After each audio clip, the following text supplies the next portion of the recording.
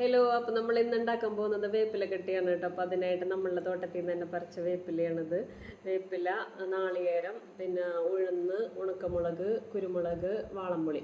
അപ്പോൾ ഇതൊക്കെ വെച്ചിട്ടാണ് നമ്മൾ വേപ്പില കട്ടി ഉണ്ടാക്കുന്നത്. നമ്മുടെ നാട്ടിൽ വേപ്പില കട്ടി എന്ന് പറയും, ചിലയിടത്ത് അതിനെ വേപ്പില ചമ്മന്തി എന്ന് പറയും. അപ്പോൾ നാളെ തൊട്ട് ഏട്ടൻ്റെ നോയമ്പ് തുടങ്ങുകയാണ്. പിന്നെ ഈ ചമ്മന്തിയൊക്കെ ചിലവായി പൊക്കോളും. അപ്പോൾ അതുകൊണ്ടാണ് ഇന്ന് ഉണ്ടാക്കി വയ്ക്കുന്നത്.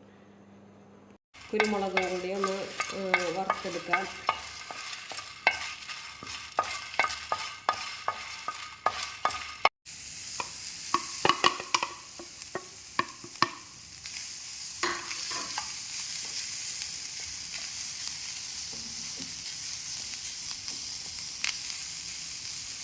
അപ്പോൾ ഇത് നാളികേരം ഒന്ന് വറുത്തെടുക്കുക.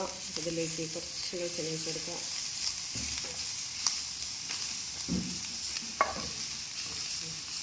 നന്നായിട്ട് വറന്ന് വന്നിട്ടുണ്ട്. അതിൽ നിന്ന് വെളിച്ചെണ്ണ ഇങ്ങനെ വരുന്നതാണ് തോന്നുന്നത്. അപ്പം ഇങ്ങനെ വരുന്നത്. പിന്നെ ഇത് വേറൊരു പാത്രത്തിലേക്ക് മാറ്റിയിട്ട് നമുക്ക് വേപ്പില വറുത്തെടുക്കാം.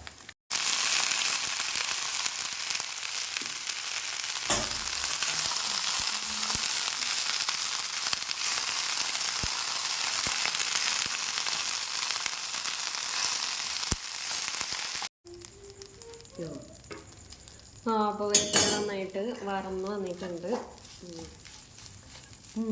അപ്പോൾ നമ്മളുടെ വേപ്പില കെട്ടി റെഡി ആയിട്ടുണ്ട്. ഇനി ഇത് നമുക്ക് എയർ ടൈറ്റുള്ള ഒരു പാത്രത്തിൽ ഒരു 2 ആഴ്ചത്തോളം കേടുകൂടാതിരുന്നോളും. പിന്നെ ഇത് ഹെയർ ഗ്രോത്തിന് നല്ലതാണ്, മുടി കറക്കാനും നല്ലതാണ്. പിന്നെ ഇത് നമ്മളുടെ സ്വന്തം വേപ്പില എന്ന് വെച്ച് കഴിഞ്ഞാൽ നമ്മളുടെ തൊടിയിലെ തന്നെ വേപ്പില ആയതുകൊണ്ട് നല്ല സ്മെല്ലും ഉണ്ട്, നല്ലതാണ്. ഇപ്പോൾ ടേസ്റ്റും നല്ലതാണ്.